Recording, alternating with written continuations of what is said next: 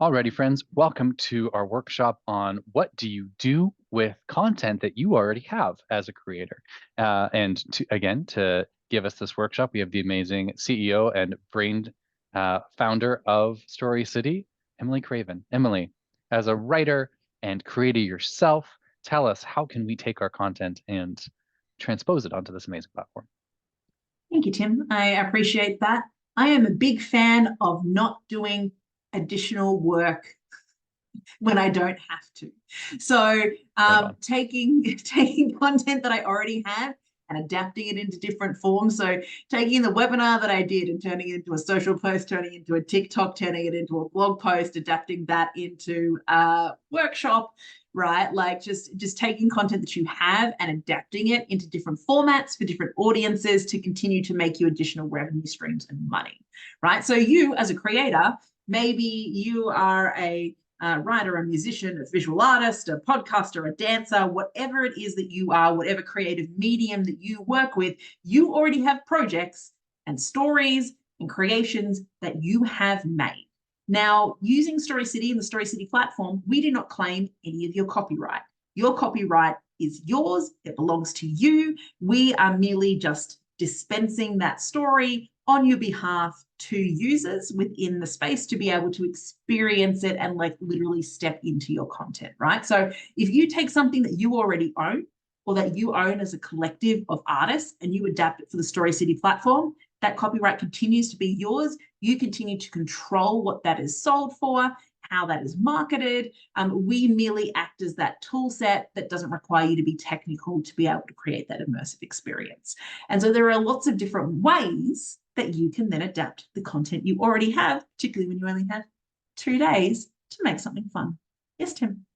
So how is my IP stored then for protection purposes? Like if I'm putting my IP onto your platform, how does that work? Yep, so the IP is stored on Story City's secure servers. Only you as the creator of that story can access the content that has been loaded in. And at any time you can remove that story from the platform. If you have put a experience up for sale on the platform and somebody has purchased it and you have decided to remove that from the platform, we will remove it from being viewable by the public from the time you decide to remove it. But if someone has purchased it, they still have access to an archival copy, but only on the Story City platform. It's not like they can remove it from the Story City platform. They can't pirate it and put it on something else because it only works on the platform. So that gives you an idea of how your IP is protected, how you have control over that IP, etc. And in fact, we explicitly ask you if you own the copyright to what is loaded into your story. Nice. And so there's no way to download from Story City, like my artwork as an example. No, there is not. Oh, yeah. Cool. Yeah. Awesome. I mean, you could screenshot it, and I cannot control people screenshotting things, but they can also screenshot it on the internet. So fair enough. But they cannot download a high resolution copy from Story City. Let's just put it that way. So that's great. Thank you. Yeah. And so in this, we're going to talk about how you have your own content. So how can you adapt content that you already have into immersive experiences that act as an additional way for you to connect with your audience while you're making your new big thing. When we make our new big thing, it might take us months or years to pull that together. So in the meantime, we can adapt content that we already have to continue to get our audience engaged and involved. We can do it on an experiential platform that gets them involved in their city, and we can build that out across cities across the world, right? So let me share my screen. So as we know from our other mini workshops, Story City is a location-based app. So essentially what we're talking about is having content that you have and adapting it to be location-centric. So it invites people to step into a particular location to experience your story that has some sort of tie to maybe not specifically the Brooklyn Bridge, for example, but the fact that you have a story, you have a song about love that was had under a bridge, and so you are placing it in a generic bridge. And so just by fact that you are near a bridge, it makes that song feel more immersive and personal and physical, right? And so there are a whole bunch of things that you can use Story City for. So yes, we're known for like real life choose your adventures. We're known for outdoor escape rooms, but you can use it for any type of storytelling, from activism, protests that were outside the White House or a legislature building could exist forever outside that building and never be removed using a platform like Story City. You can take stories about social impact and organizations that are doing good in your city and tell people about what those organizations are doing and do interviews with community members that they're affected by. You could do a documentary that people literally walk through the streets following the life of an XYZ person in that particular city. So there are a bunch of different ways that you can do that. Yes, Tim. Um, can you mentioned selling? Can we do fundraisers on the platform? You can, yes. So Story City allows you to do everything from sell an experience to raising money for a cause.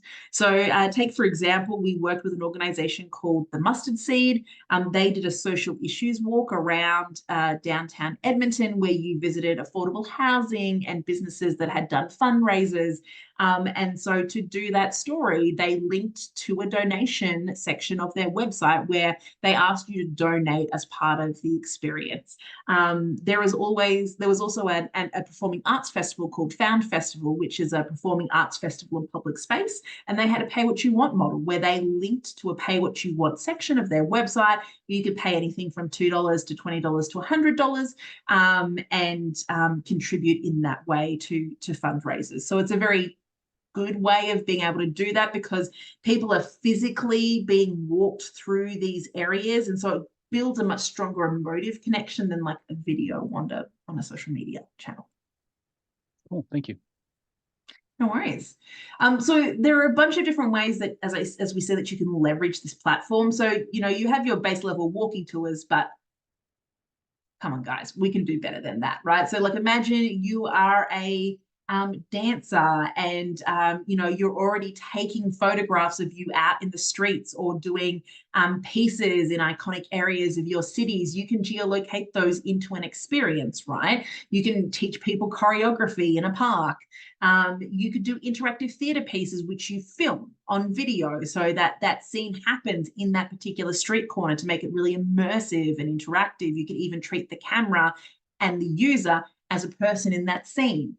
You could be a musician who uses specific spots in the city to add additional emotion to their story. So the mustard seed example that I gave, there was one stop where they talked to a young man who was homeless in his teenage years from the ages of 14 to 16. He's now an emerging musician who's starting to build an amazing career in this city. And they play you one of his songs as you walked through the streets where he used to live. And it never fail to bring people to tears to be able to hear that, right? So like if you have an album that you're about to launch and you have a particular song that would be great at a lookout and another one that would be good to be listened to while you're in a crowd and another one while you're sitting alone, right? You could geolocate those album songs in those different positions to give people like a physical landscape of stories and mixtape that they could walk through in a city, right?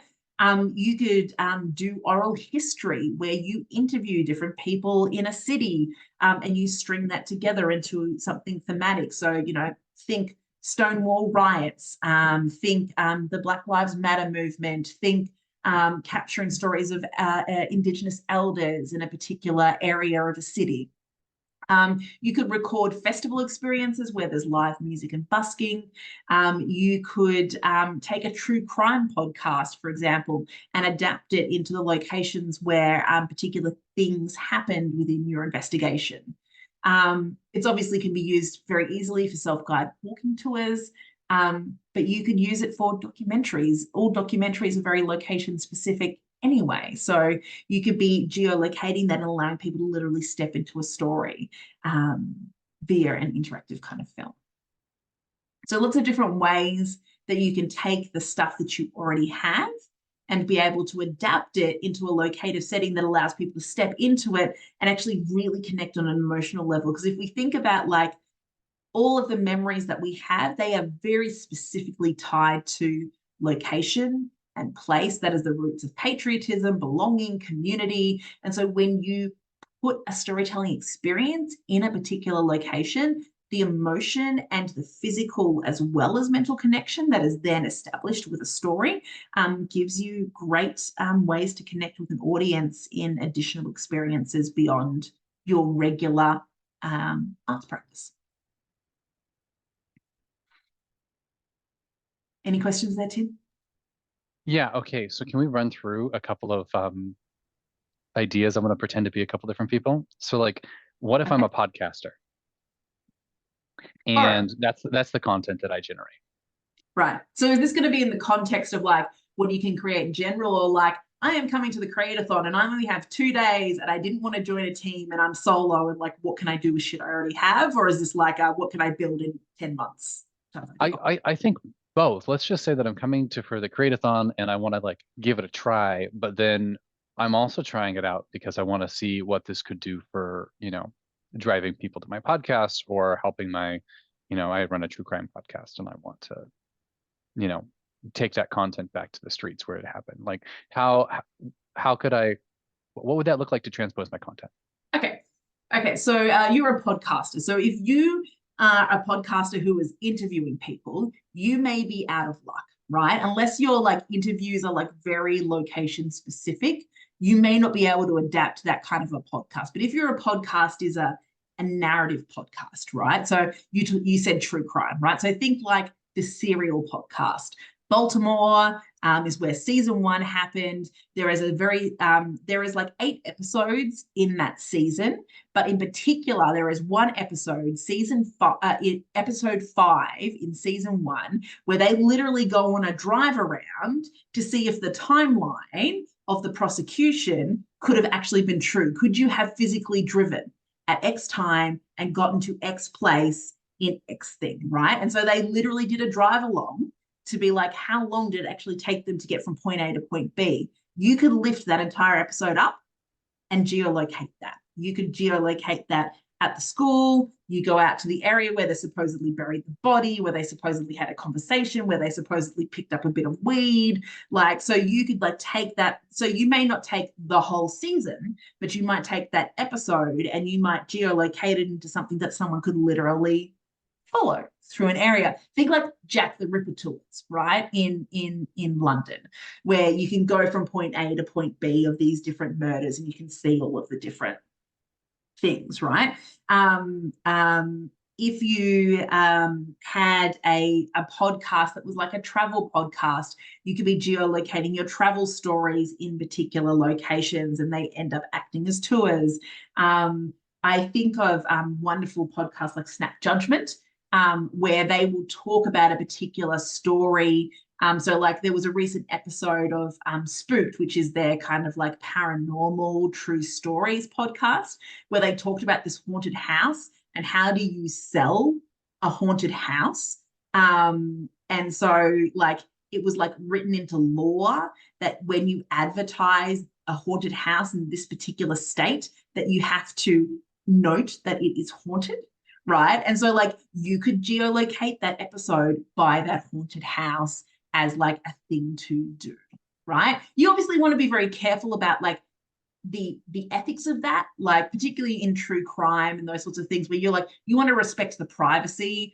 I remember speaking to film commissions in New Mexico, which is where Breaking Bad was filmed, and there's a particular scene in Breaking Bad where these people throw a pizza up onto the roof of this house, but people now know the house that this was filmed at, and they go and they throw pizzas onto this poor person's roof, right? We don't want to cause those kind of situations. Like that's not very Right. nice. But like, Mm-hmm. so you can be ethical about it, right? But like, so you don't want to take them to like the houses of victims that still live there and those sorts of things. But like, that's how you can take like podcasting and put it in as an experiential thing that becomes something people look at. So what if I was like, I'm gonna throw another one. What if I was like a drag performer, right? And so yeah, like Ooh. I do my drag performances like at a brunch on Sundays, but like what about that content and because I put so much work into my persona and all these different pieces, can I use this platform for that? Yeah, well, 100%, because I think that a lot of like drag performers that I follow on social, they do amazing like photo shoots in like very specific like locations. And I always think to myself, oh, I wonder where that was, you know, like they're in their fabulous persona and they're in like this gritty alley or whatever it is that they've like taken photographs, or they're in front of an amazingly fun mural, right? Like you could have you could be doing mini kind of drag performances, whether, you know, like, so some drag performances are comedic. So you could be giving little mini, like comedic stand-ups in different like locations. You could be giving little like mini performances in front of a particular like art piece. You could be showing people how you styled yourself or did particular photographs in particular locations. And so you're taking like the photo shoots that you're already doing. You're taking the comedic bits that you're already doing as part of your drag show. You're taking the choreography that you're already doing as part of your drag show. And you are geolocating that in a city as an experience that gets people to know more about you. And then you could end it at the club where you regularly. Perfect. So, okay, what if I was an artist that just likes to draw on paper, but I've always like envisioned myself doing like street art. Like how is there a way that I could do that with this platform?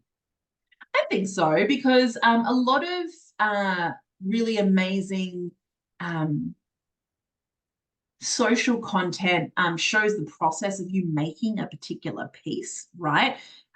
Where you might have a canvas or an easel or whatever set up at a particular area that is inspiring a piece. And so you can have a time lapse of you doing a thing while you talk about your technique for your work or what it is that you're drawing. If you were a muralist, you could actually take like time lapses of the work that you're doing, or collaborate. Like if you're part of a mural festival and you know the 5 artists that are going to be putting up new murals, interview each other, right? Get interviews with each other, and gather up like what, you know, went into the murals that they made. Have everyone take a time lapse video and turn that into a little walk, right? So like there's a couple of different things that you could do for that. But like if you were a person who just worked on like paper or canvas or whatever that might be, you can go to particular places and do time lapses of things. You can have meditations in particular areas as people are watching you do a Mhm. particular thing. Cool. What if I do drum circles? And I'm an indigenous, I lead indigenous drum circles in the park normally. Is there a way that I can take this platform and, make that experience evergreen for people? You could. So we had actually an Indigenous performer who was a drummer, singer, performer, who did a walk through an Indigenous art park. So it was like just a small park that had different public art pieces that were created by Indigenous artists. And she had you wander the park as you wished. She did not prescribe a particular route to you or anything like that. But she essentially had you connect with the land, do breathing exercises, and then she sang you along with her drum different songs about water and this area from the different tribes that had lived in this particular river valley. And so it was a meditative walk where you got to learn a little bit more about the culture in that particular area from time immemorial. You got to hear some of the songs and the drumming that came out of that area, and then you just got to soak in this beautiful nature. And it was it was a long 25-minute audio where she just got you to roam a particular area. So like location doesn't necessarily mean that you have to go from point A to point B to point C to point D. You can get people to free roam in particular areas or in particular spaces that really showcase your work and who you are, and the atmosphere that you want them to soak in your work. Okay, so last one, and then I will stop asking questions for a moment.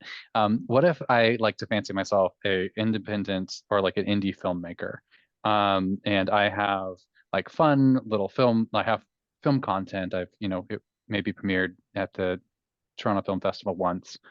Is there a way that I can take that and utilize it on the platform? Yeah, so you can do it in a couple of different ways. You can be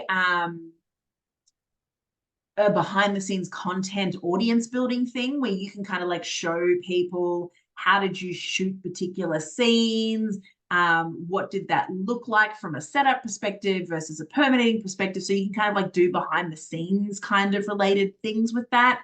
But you could also build an interactive film as well that gets stitched together as part of a short film too. So you could have a short film where you like move from place to place to place. It could be entered into a film festival, and then you could break it up into an experience that people could literally like step into and kind of follow through the city. So those are a couple of different ways that you could take film, and you could be um, uh, experiential in how you invite people into it. Thank you. Beautiful. I don't even think we need to go into case studies. We've covered enough through all of this that I think that it's fine. There's a bunch of different ways that you can adapt things. I think that even like if we look at things like circus performers or dancers, right? Like I remember during the pandemic, Cirque du Soleil couldn't do performances and they couldn't get together inside, right? And so what they did was they did these performances out in the streets of old Montreal, where like 15 minutes before the performance happened, they posted on social media that they were going to do something, and the people who were in the area could rush down and see them do mini performances in the streetscapes, parkour style, right? So that they could keep their skills up, because those skills are very easily lost if they're not practicing like every day. And it was so popular that they continued to do it after the pandemic, right? So you can imagine being a circus performer and going to a particular area and being really intentional about the performance that you gave in that area and recording that on film. You can think of being a dancer, where there's like quite a few dancers that I will follow on Instagram that will dance in particular parts of LA or Miami or whatever that might be, where you could like get a tour of the city in all of the places where your favorite TikTok dancer had done pieces, right?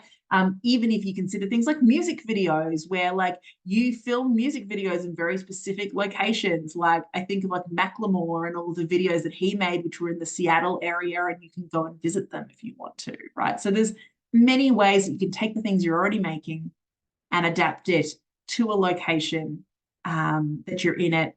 And even things like guided meditations, you could turn into walking meditations through a park, River Valley. You can even go to the local basketball court with like someone from the big no, okay, so we're in hockey land here. You could even go to a local skating rink with like someone from the Edmonton Oilers and get them to show you how to do a few moves, and you could geolocate that as an experience where people could go to this hockey rink and get trained by your Wayne Gretzky's or whatever that is, and they have a bunch of different lessons that come out. Like you can even do those sorts of things as well, right?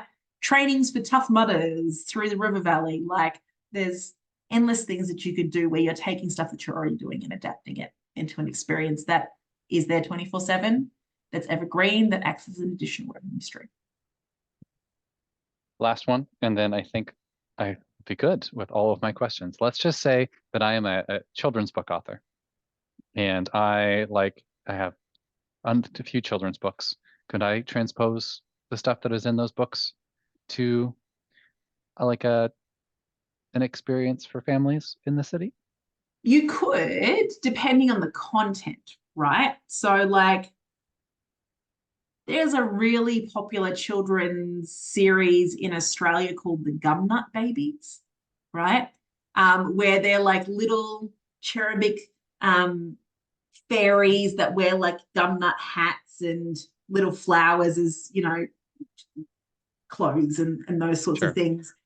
Mhm. You could take a story about gumnut babies and you could put that in a park that has a bunch of gum trees in it, and you could get them to do little activities where over here they might pick up a few leaves, and over there they might pick up a few sticks, and over here they might pick up a bit of bark, and they'll build a little gum nut baby at the park, and then they'll go down the slide 10 times with the gum nut babies to send them home, right? So like you can take those kind of like very simple things.